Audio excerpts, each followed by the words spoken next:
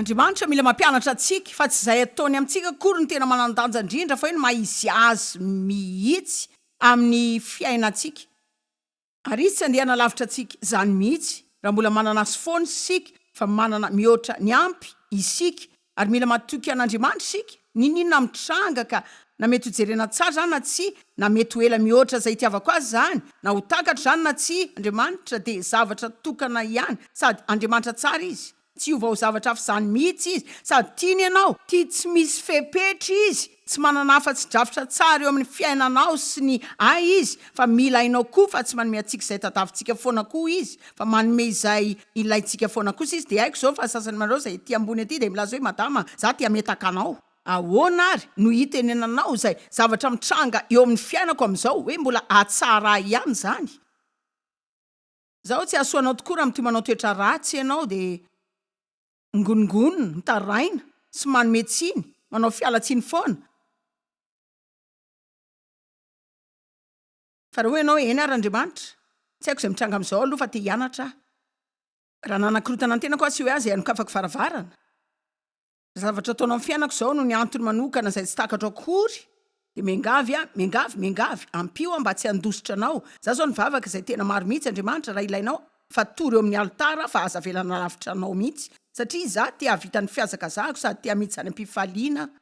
Amen. Ka raha mitoy mamaky ity nareo, zay tsy haiko akory azy hoe ay teo koa izy io milaza zavatra mahafinaritra maro zany mikasika ny hoe nahoana ary ny kiraro ny simba mihitsy sady tsy nety rovotra ihany koa ny fitafiany. Dia hitanareo nandalo taona maro tahaka izany azy tsy nazoko zavatra vaovao mihitsy fa dia ny teo foana nateza be.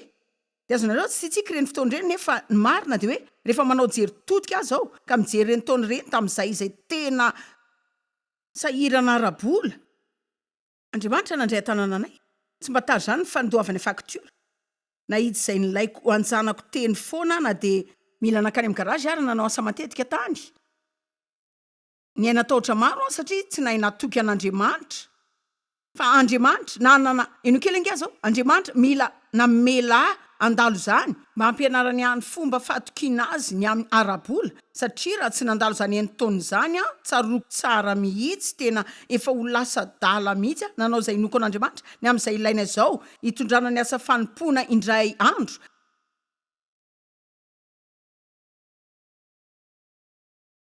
Izay tsy takatrao izao, takatrao ihany aoriana kely. Miaina fiainana mandroso isika, fa manakatra ny verina kosa. Dia mitodika zao dia misaotra an'Andriamanitra ny amin'ireny zavatra eny izay alako taloha tany. Dia ho avy ny andro mety hisaoranao an'Andriamanitra koa ny amin'ireo zavatra sasany izay mety amavona zao. Mety hitodika ianao dia hoe le retsy re olona. Za ve tena dala sa ahoana? Ary nanao ahy ho tena nahy azy zany. Ny efiteny ho tena vonona izay nivonona koa. Laza zavatra aminareo ny fotoana an'Andriamanitra ny tsara indrindra amin'ny fiainantsika. Dia mitoy milaza izy ao amin'ny Deutéronomie 9. Nitarika anareo tamin'ireny lalandreny mba hitondra anareo any amin'ny tany tsara, izay tondra dronono sy tantely, izay tsy ahitanareo tsy fahampiana, fa ho feno sakafo, ho feno izay ilainareo rehetra. Dia tiako ty tapany ity hoe ary efa tonga amin'io tany tsara io nareo ka anana trano dia anana zao dia anana ndry raha amin'ny teny hafa dia hoe rehefa tonga ny fotoana amin'ny fiainanareo izay ananareo izay ilainareo rehetra. Tandremo tsy anadino anareo. Zany zao ny afatra. Rehefa tonga ilay fotoana amin'ny fiainanareo izay azonareo izay ilainareo rehetra. Tena mora mitady an'Andriamanitra rehefa diso fanantenana ianao. Dia matetika izany hijanonantsika amin'izany foana. Satria isika tsy tena mitady an'Andriamanitra loatra amin'ny andro ny havana raha mitaha amin'ny androm-paratra antsika. Fa mila mianatra amin'ity an'Andriamanitra isika na ahoana izany na ahoana dia ny atoky azy foana. Ny sedra roa zao ohatra ianao raha mikasika ny arabola. Ahoana no ataonao raha tsy manana mihitsy dia ahoana indray raha tena manana be. Fananan-javatra mety animbanao. Mety animbanao zany raha tsy manana fifandraisana lalina amin'Andriamanitra. Mampalaza anao, mety ampanao ambany olo-kafa rehetra aingana mihitsy raha tsy tena manana fahatahorana an'Andriamanitra marina ianao. Fa manana betsaka amin'izany toerana izany sika izay alehantsika sehatra amin'ny zavatra tahaka an'izany. nisy nylaza tantara fa tamiko indray zao maly zay moa de misy mitantara tahaka izany foana ty zao ny zavatra farany renesiko indray ole madama hoe zay tena manana reny karazan'olona malazy reny mihitsy de hitanao zao ny akamarony aloha zao de tsy faly mihitsy nareo nefa zao to faly mihitsy zao jereo zany vavolombela amin'ny olona na de nao lay faly tsy mitsahatra iny aza ary nanana olona betsaka zay nylaza hoe ny olonao tena manaja olona tsara mihitsy manome lanja olona nareo tsy mampino anareo ny olona sasany zay tongeto de nanao karazana toetra aminay eto sy ny korotana zay ataony sy ny fanimbany zavatra ihany koa fatadavin'Andriamanitra iaina tsara sika rehefa mahazo zay ilaitsika fa tsy hoe mahazo zany de manao zay zavatra tsy nasainao ataonao am'izay amen baiboly milaza fa rehefa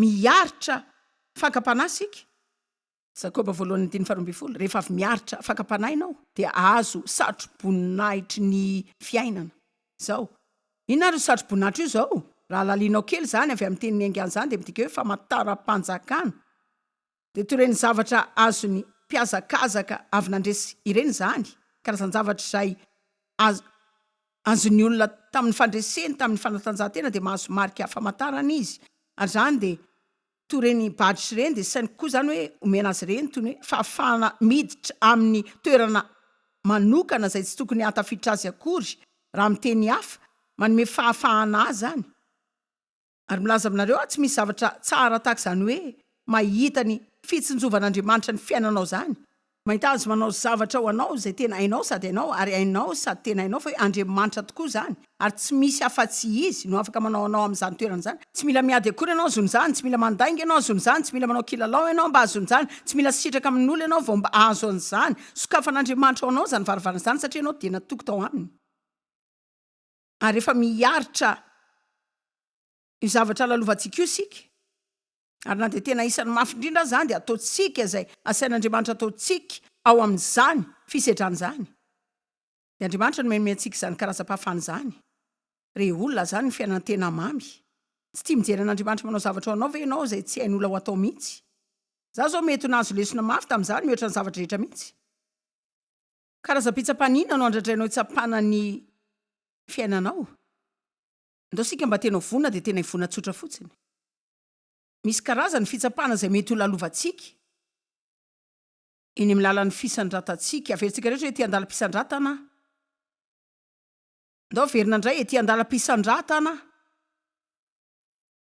jereo zany zavatra nitadiana rehefa mandalo zavatra sarotra ianao ety an-dalam-pisandratana eny ary ny testa voalohany zay tsy maintsy lalovantsika de ny testa ny fadokina matoky an'Andriamanitra na de tsy mahay zay tena zava-mitranga marina azy ianao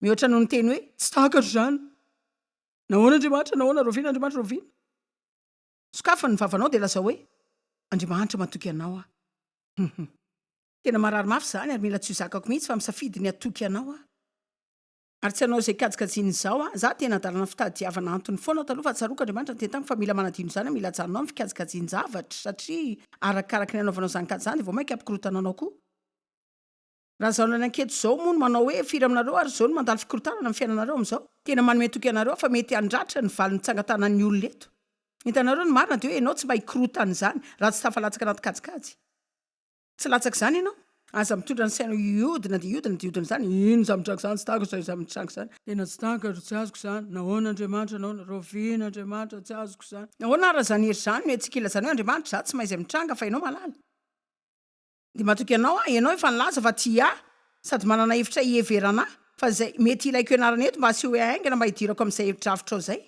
amen sika afaka mianatra ny fandehanana miatrika ny hevitra rehefa manaiky mianatra tsotra ny fiankinana amin'Andriamanitra sy ny fanoherana ny devoly mihoatra ny manohitra an'Andriamanitra de hiankina amin'ny devoly amen matoky an'Andriamanitra rehefa mangina ny lanitra ahoana ny fitiavanao zany indray zany tsy afaka maneran'Andriamanitra hiteny zavatra tsy ianao zany ianao firy aminareo zao no mahatsiaro hoe efa tena ela mihitsy ianao zay no nahazo teny manokana avy tamin'Andriamanitra farany zao ary zany jereo kely tovy amin'izany koa no nahazo zany izy fotoana tsy nandre zavatra manokana ela be hoenao aiza kosa fa nisina tamin'izany Hitanareo ny zavatra andradrain'Andriamanitra ataontsika mandeha amin'izay efa haintsika aloha. Dia ny zavatra tsapako, rehefa te-hiteny zavatra Andriamanitra, tsy manana olana amin'ny fanaovana izany izy. Minoa rehefa tiany ho heno Andriamanitra tena hanao izany, mazava tsara izy. Dia matetika sika mety tena hanao mihitsy hoe tena ohatrany tsy miteny tsara izany izy, fa mety midika izany hoe mety izany rehetra aloha.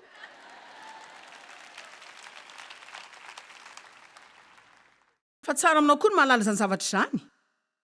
Ny ankamaroan'ireo zavatra haiko izao dia saika zavatra nilazain'Andriamanitra tany amin'ny lasa. Dia hitanareo za tsy milaza izany hoe za zany tsy izany hoe za mino fa mandeha amin'ny fanindren'Andriamanitra sika dia za mino fa tarehy fanamasina sika amin'ny andavanandrom-piainantsika. Fa za zany tsy tena nanana teny hoe nivelatra lehibe na ilay nanahitra avy tamin'Andriamanitra ireny. Dia saiko milaza hoe mety ho tena be olona tahaka izany zao eto, izany hoe tena olona matotsara-panahy, tena mety milaza tahaka izany mihitsy, fa azony ihany izay zavatra farany lazain'Andriamanitra anao. Rehefa te-hiteny zavatra hafa anao izy, lazainy ihany izany. Mety hakasika karazany zavatra hafa aminao izany izay mety tsy hafaly anao tahaka any amin'izao aloha.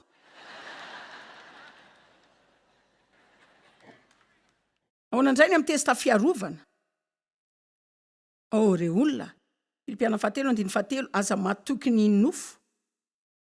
Ny amin'izay endrika ivelana na ny tombontsoan'ny nofo na izay mety ho fantatrao na izay mety ho diplôma azonao tamin'ny anaranao na izay toerana mety hivelomanao izao na izay mety ho mariky ny akanjonao dia azonao na manambady ianao na tsy manambady, ny fiarovana antsika tsy miankina amin'izany zavatra rehetra izany. Raha toy izany ka isika ihany manadalana tena antsika dia manasafidy isika. Za tena faly ny amin'ny safidy mihitsy. Raha tamin'ny vehivavy izay niasa ho ahy tamin'ny asa voalohany dia nanontaniako hoe mba tianao ve ty? Hoy izy hoe fa inavy ny safidiko dia hoy aho hoe fa inona ny tianao amin'izany hoe safidinao izany fa inona tsy mety amin'ity? Fa isan'ny zavatra nianarako tamin'izany zany satria dia manasafidy isika. Dia ahoana ary moa no anaovana safidy izany raha izay safidinao aza tsy fantatrao akory fa dia manana safidy ianao. Za koa manana mety tsy manam-piarovana aho. Mety ho mila karazana sitraka avy amin'olona mba hiezahako isan'andro. Mety mila fanamboarana foana koa any amin'ny kapoka na doka isan'andro mba hiatrehan'izany foana. Raha mandro sakafo aho zany tsy ohatra tsara satria za aloha tokony zavatra hafa nataoko ohatra hoe raha ohatra zao misolo akanjo aho ka mahita fa tsara izany nefa tsy misy olona mandoka ahy akory. Mbola afaka matoky ihany aho ka raha tiako izany, afaka mitafy izany aho satria efa tiako izany. Ny olona rehetra tsy voatery ho tia izany, raha tiako izany, efa ampy izay.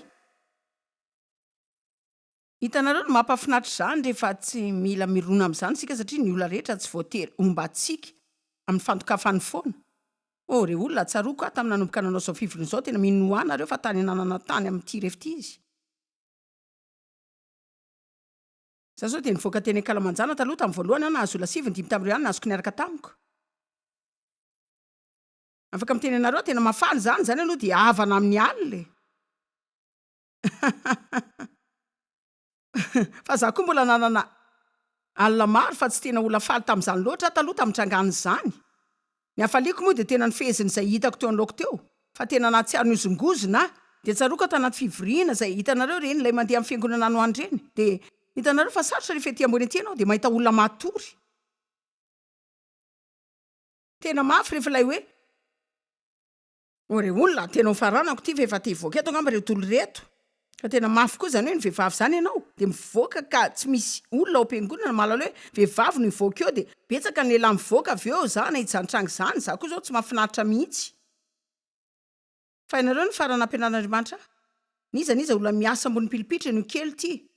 Andriamanitra nanao hoe rehefa eo amin'io ianao, tsara aminao no mampiorina ny fadokinao. Satria ny fotoana izay hanarianao ny fadokinao dia ny fotoam-pivoriana rehetra no omenao ny devoly.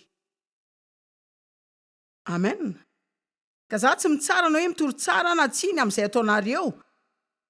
Miezaka ny amin'izany koa raha ny ankamaroanareo manao toetra ratsy mbola mety manana olana ihany koa fa hitanareo, za zany tsy mijery ilay iray na roa izay mety tsy mahazo izany akory fa ny haiko aloha zareo zany tsy natory ny alininy. Hitanareo betsaka ny antony mety mahatonga zavatra tahaka izany.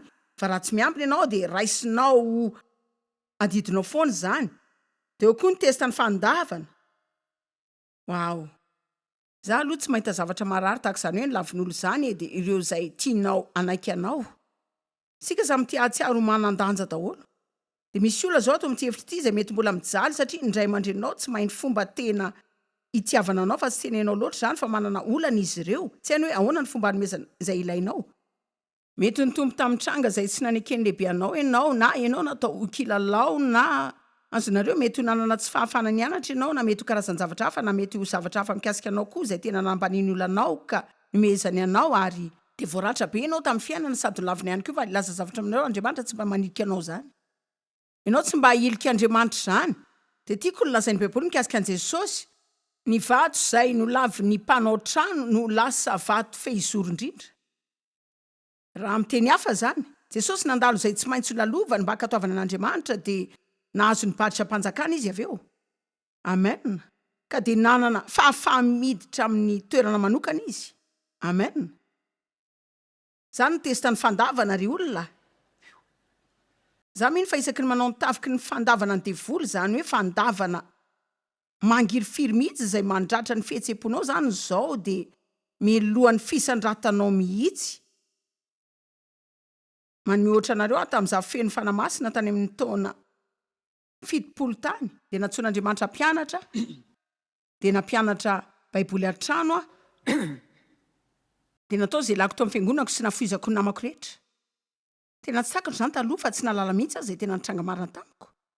Fa Satana nahita izy matetika mahita mihoatra noho isika de manao ny fanafiana izy. Fa Andriamanitra afaka manao zavatra am'zany fa misafidy ny andro izy aloha. Marina, Andriamanitra afaka manao zay tiana atao am'zany.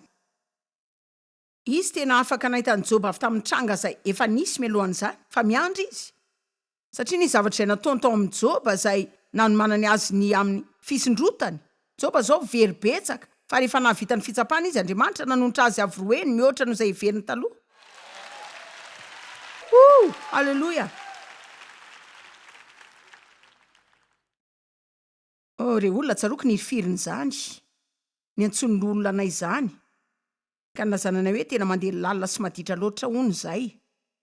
Hitanareo zay mino zavatra zay tsy hoe fotom-pampianaran'ny fiangonana akory.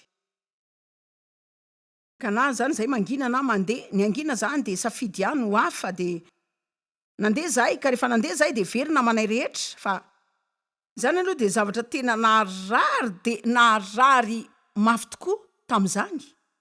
Aveo ny asa tany fiangonana tany Saint-Louis fotoana lava ka rehefa vonina ny anandratra Andriamanitra. Zany ka tena asa tsara tam'izay nataoko fa mbola anteneny ihany anao sa fanompoana ny vazatany efatra. Andriamanitra nanao zay iomanako anaovana izay ataoko am'izao fotoana izao. De nisy ny fanafian'ny fandavandreo atokony madama zay niara-ny asa tamiko taloha zay tena nafafy ny fahavalo tamiko zany. Fa milaza aminareo zao tena telo taona nanodina ny lohako fa tsy natakatra hoe mba inona marina ny tranga. Laza lainga momba azy ireo fa zany aloha zao de tena zava-doza mihitsy. Fa mitodika zao de mahita fa nitsimbina Andriamanitra satria nanao fitokisana azy ireo loatra sy ny am'izay ho alehako marina ny am'izay ho alehako tsy tian'Andriamanitra hiaraka amin'izy ireo a. Azonareo ave enoy isaky ny fijanonana misy olona mivoaka ny bus.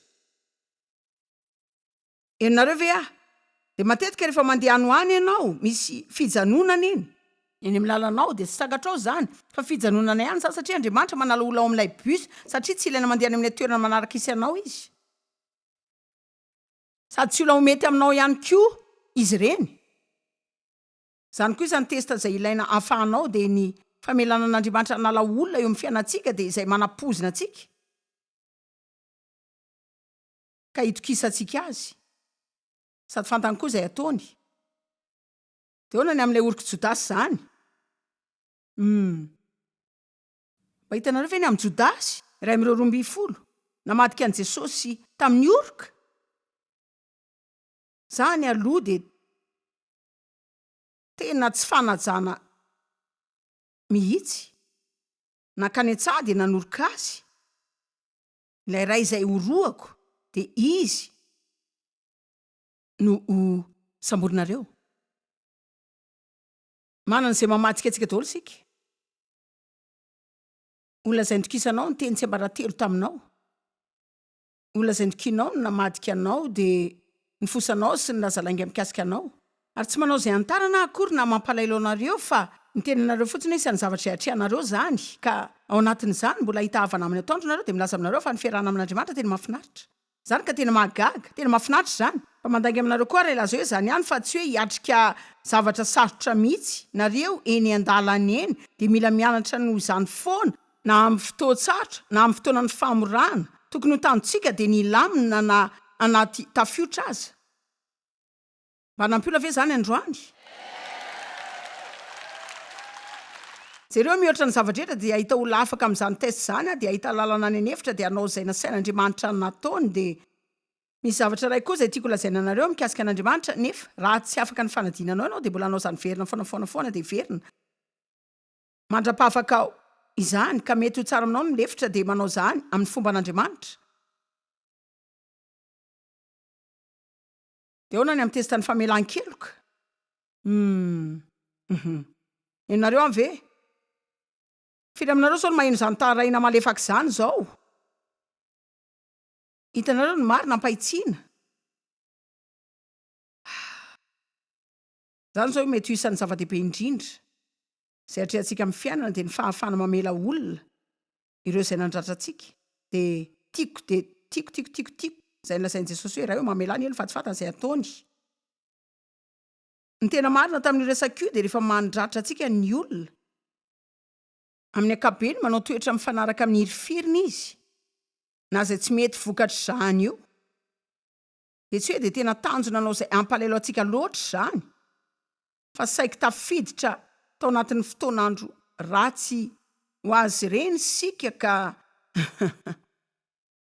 lasa tsy nahavitany toetra tsara mihitsy matetika aza ny olona tsy mahalala kory hoe mandratra antsika ny izy ny raiko zao nanolana tamin'ny angamba tanatin'ny 5 taona dia namerina